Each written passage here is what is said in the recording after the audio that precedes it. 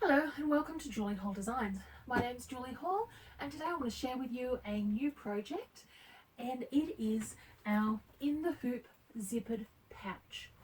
Now the pouches come in 3 different sizes, and here we have the medium of the large sizes. We've got the medium of the medium sizes, and we've got the medium of the small sizes. So there is a pouch for every hoop size out there.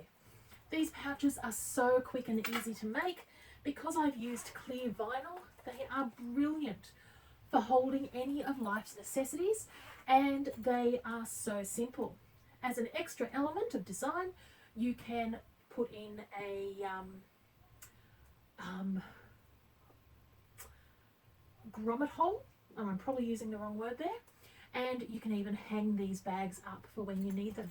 These bags are perfect for taking your sewing notions places. I made 12 of these in one day this weekend to hold all of my different zipper tabs. Okay, let's get to it. We are going to make today one of the larger size pouches on my Janome 15,000. So let me move these away and let's come and look at what we need to get started. So there's a couple of things that you need to do. You need to have a zipper. I am loving this rainbow zipper. It is a product that we are selling at the present time, and you can select how many zipper pulls you wish to purchase with that to put the zipper pull on. Now this is very difficult to do on a non-flat surface, but I will give it a go. Is you just cut the zipper to the size that you want. In this case, because I'm doing a 12-inch bag, I cut my zipper to 12 inches, and then I simply pull the tab on whilst holding both ends. And there we go. Now, that does need to come off just a tad more, just to even it up, and our zipper with a really pretty little silver flower is ready to go. You need a main fabric. This is the fabric that is going to show on the inside of your bag, and I'm using a leftover scrap of denim that I've got. Depending on what size pouch or bag you're making, it needs to be approximately 1/2 inch larger than the size you are making. So I am making a 9 by 12 pouch.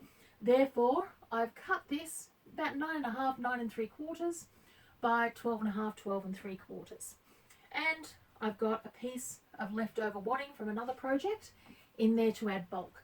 If you want a really stiff bag, you can use some of the foam bag lining. The last item that I've got is my backing fabric. The backing fabric is what is going to not only be on the back of my zippered pouch, but is what is then going to form the binding as well. And I've chosen this lovely hot pink. It needs to be about 1.5 inches larger all the way around from your main fabric. All of these pieces need to be ironed, and ideally the backing fabric, and this is a really flimsy fabric, but I just love the colour.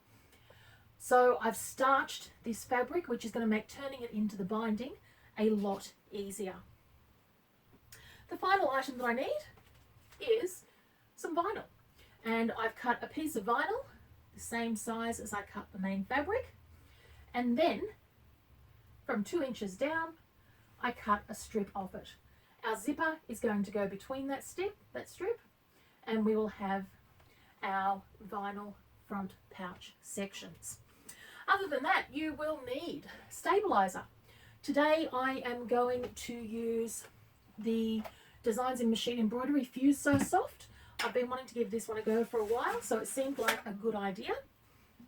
It is a soft fusible that can remain in your project for as long as you need it to. You will also need a tearaway for the zipper section. So let's get started. The zipper. So we are ready to start our design. I have hooped just a piece of tearaway stabilizer in the hoop. I've got my zipper section design board up on the machine, and I'm ready to stitch the first colour. Naturally, all of these instructions are included with photographs in your purchase price, and the outline is going to show just what the finished size of this section is going to be.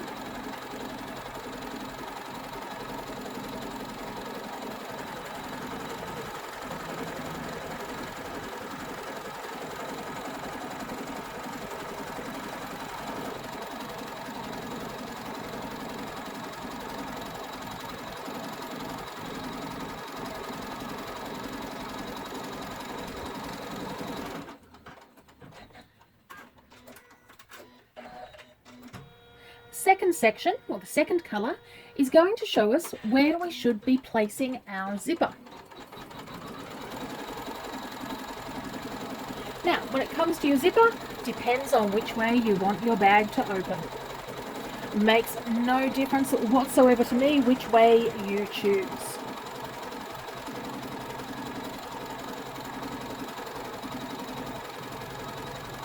What we do need to make sure, however, is that we are keeping that zipper tab out of the needle area. Now you see that I cut my zipper 1 inch, so that's about ½ inch on either side, longer than my project, so that I've got plenty of room for that zipper tab to hold down. Now, I could be a person who uses a bit of painter's tape there, or I could just hold this down, which is what I'm going to do. Either way is absolutely fine. Now, one of the things that I love about doing my zipper this way is just how beautifully and flat the zipper pouches end up. I did have a go at doing some of my zipper pouches by just sewing them on with the sewing machine stitches, and obviously it was something that I was doing wrong, but mine ended up looking puckered and horrible and amateurish. I am so much happy with how my zippers look using this method. So that was colours 3 and 4, which are then holding down the zipper. Now we are going to get to the part where we place our vinyl. So working with the top section first, which is the smaller section, I'm just going to come through and lay my vinyl on top of that stitching line, and I just want it to be a couple of millimeters over.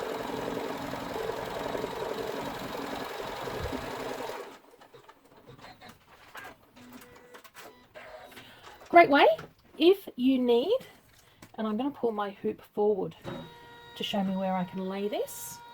I love that feature on my machine. Okay, so that's about where I want to go. Once again, you could use placement tape if you wanted to. A little bit of painter's tape will hold that down beautifully. And if you do ever hold anything in the hoop, never press it down. Always just hold it gently.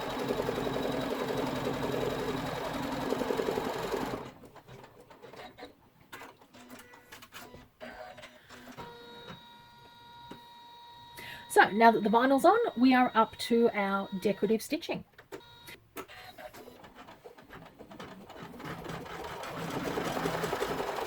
And I'm not going to sit here and make you watch all of this because that's going to get really, really boring. So let's come back when our decorative stitching has finished. And we're nearly at the end now, stitching along beautifully. What I am loving is just how the decorative stitches cover up and really add an extra element of design into the entire pouch.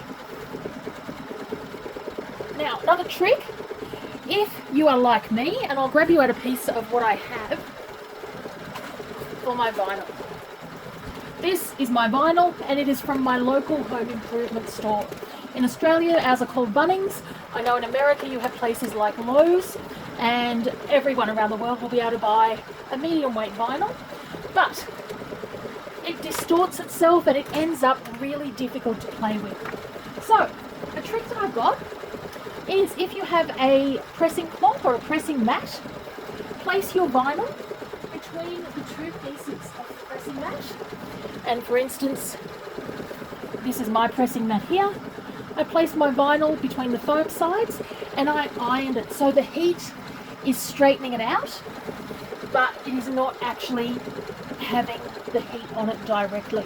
And that is the perfect way to fold out and to get a perfectly straight piece of vinyl to play with. And we're nearly done here. Loving the colours on this.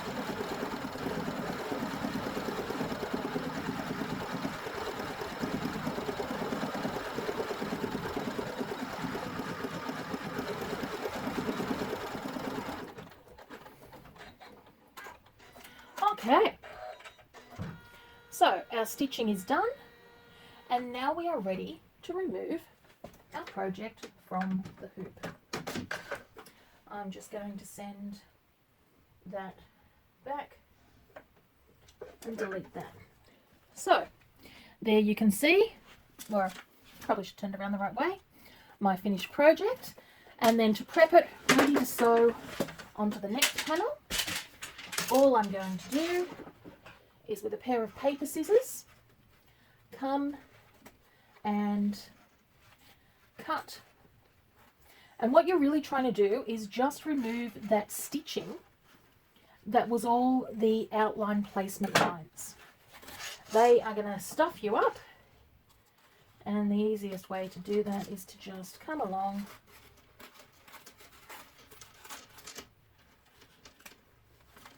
and peel that right off there. Sorry, I realise I'm making this look much more awkward than it need be.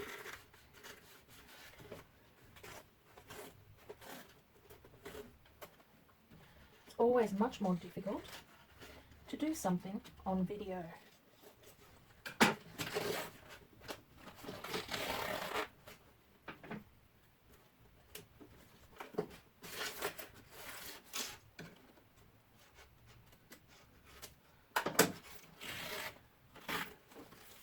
So that is our front zipper pouch ready to go onto our quilted panel. Let's get started on the quilted panel. And now we are on to the next design.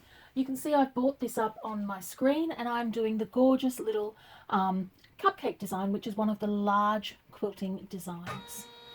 I like to set my machine to showing what is currently going to stitch. I have hooped my Fuse So Soft into the hoop, and then I've placed on the back of the hoop my fabric, and I've placed a couple of my MagnaPins so that I can keep everything together whilst I do the first row of stitching to secure everything together. So I am going to secure my hoop on, and I'm going to make sure that that stitching is going to be outside of that area, and I can do that by coming here to my basting line area, and I can immediately see that I'm about 1/2 to 1/4 of an inch there, which is exactly what I want. And I'm right here.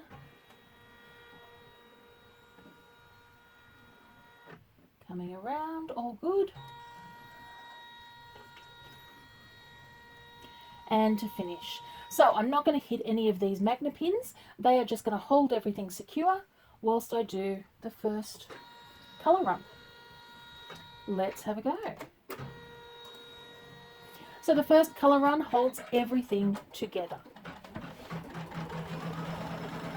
I am compulsive when I'm stitching something like with a wadding, that I will come through and I will just hold and make sure it doesn't buckle, the fabric doesn't buckle around as I am stitching. A little bit's fine, but you really don't want your entire project buckled in the hoop.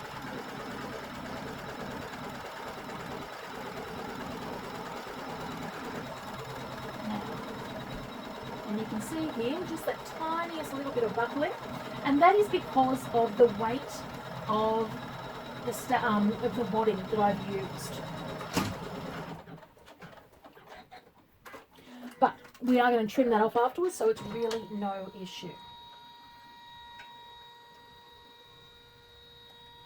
Okay, now we are ready for the quilting. Before we do that, I am going to bring my hoop all the way forward. And I'm going to remove my excess pins. And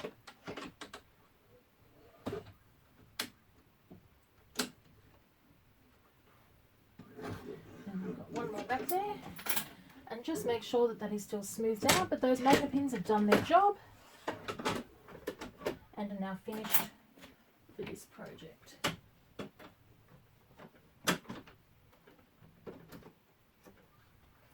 Okay, I'll return that, and then I can begin the quilting design. And the quilting design is just going to decoratively quilt all of the layers together. I'm deliberately doing this with a bright colour thread so that it really pops through when you see.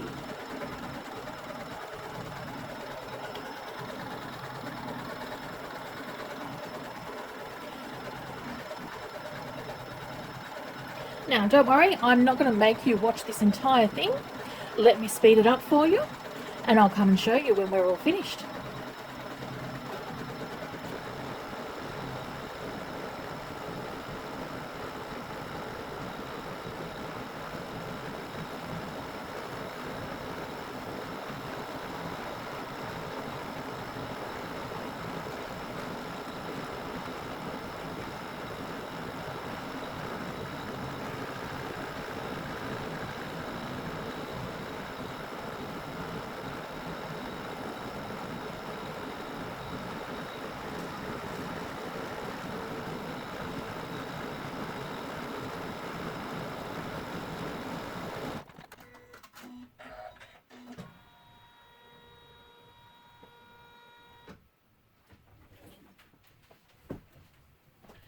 Okay, so now we have our gorgeous, and I'm just going to move the camera here so that you can see, quilting all over our project.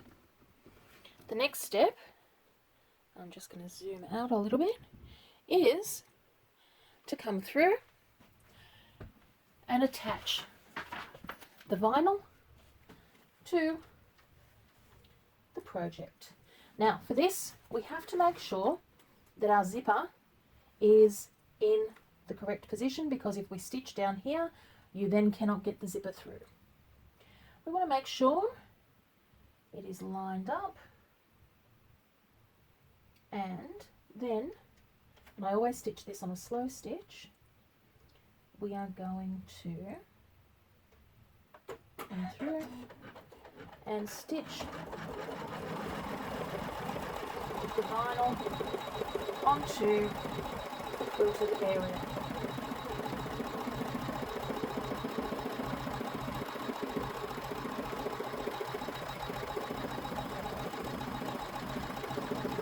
Now what I'm doing here is holding the zipper so that it doesn't pucker up, and that stitches that first little bit,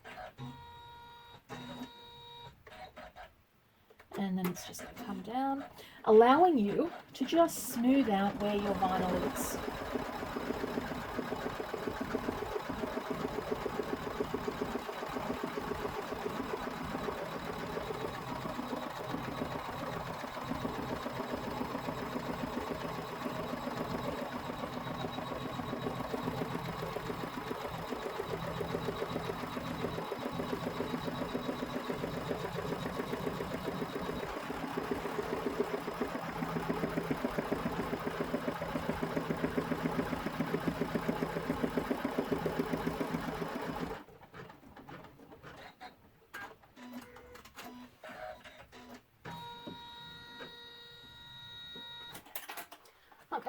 Once we've done that, I can remove the hoop from my machine, project from the hoop. You'll see I've got my gorgeous stitching both back and front, and I'm ready to put this baby together.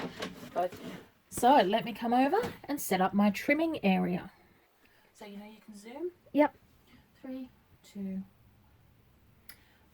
So now we have our stitching done and we are ready to trim and bind. So I'm going to take my project and lay it flat down, and what I want to be doing here is pulling back the backing fabric and trimming all of the other layers to a 1/4 inch seam. And yes, that is through the zipper as well. So trimming off any of the excess zipper.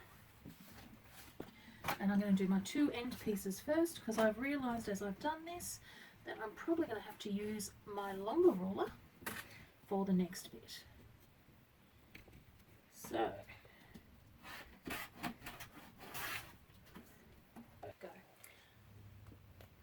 Okay, so what we've now got is I've come through and I've stitched down the binding onto the vinyl, and that completes my pouch. These are great for your toiletries. They could be used as pencil cases. They are great for carrying your scissors and rotary cutters and all other types of objects to your sewing classes, and even for holding your projects in themselves. Thank you so much for spending time with me today. I appreciate you joining me. As per usual, all details of all products that I've used will be in the show notes. And until next time, have a stitching day.